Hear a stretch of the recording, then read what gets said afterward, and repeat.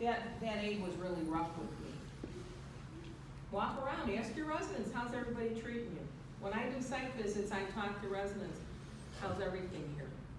Are they treating you okay? Good time to do it is in dining or doing walking or environmental rounds. Ask your residents if everyone's treating them okay. So elopement, we know, I hope you're all doing drills. It's the least you can do. Sensitize everyone to the alarms. Check your doors every shift, minimally. It's not maintenance. I've gone to communities, yeah, we check our doors Monday through Friday. Maintenance doesn't. Okay. We're doing so much better with medication and med management since we have EMAR. Although I have heard stories about workarounds where people don't take the notice from the system that says don't give that med, and they give it anyway. But we're doing a lot better, and in fact, I see the trend of those claims coming down. Realistic expectations, service plan, communicate, and document.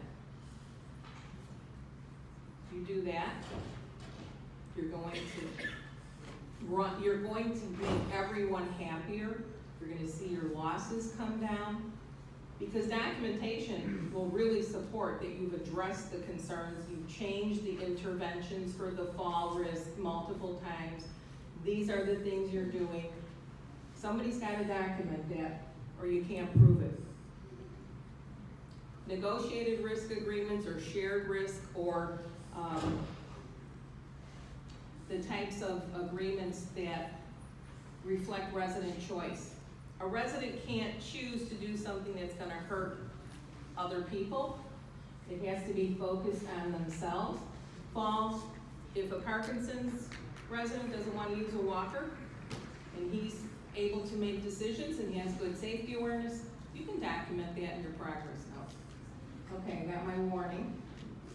You'll have this in the slides. This is what you need to consider when you're documenting resident choice, shared risk, negotiated risk, whatever you call it. You have to try other ways to help that resident comply first and document that. Thick and liquids. I don't like my coffee thick. Well, you're going to aspirate if you drink thin liquids. Try other things. What else can you try? Talk to speech, see what they can come up with.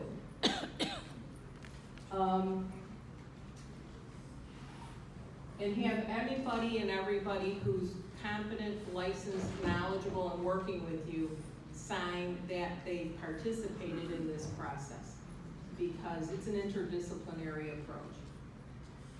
Finally, communication is key. Pre-plan when you have an event, an untoward event or problem, who is going to be the spokesperson? It's Saturday at 8 o'clock in the evening, and there's an alleged abuse. Who's going to call the family? Have you scripted that person? Do they know what to say? How quickly are they going to call the family? I know they're going to call others. They're going to call the ED. They're going to call the state. They're going to inform, police or whoever else they have to inform. What is said and what's not said? We haven't completed our investigation. I can't answer it right now. We're so sorry this happened. Saying you're sorry doesn't mean you're accepting guilt. It means that you're really sorry it happened. You know, this morning we heard a lot, and even at lunchtime, we heard a lot about interpersonal relationships. It is all about that relationship with your residents and your families, your tone, the timeliness, getting back to them. One thing I'll caution you, be careful with your text messages and your emails. It's discoverable. It doesn't go away. Make sure your staff aren't communicating like that without you knowing. You have to make sure everything is read, not by you, but maybe even your legal department in your company. Okay, here's everybody you gotta please, satisfy, and communicate with. You know that, and you do it. I always say, call the state, bring in the ombudsman if you have a dispute with families. Make sure you document that you've had that opportunity to interact with them on behalf of the resident. And that's it. So we could talk for a long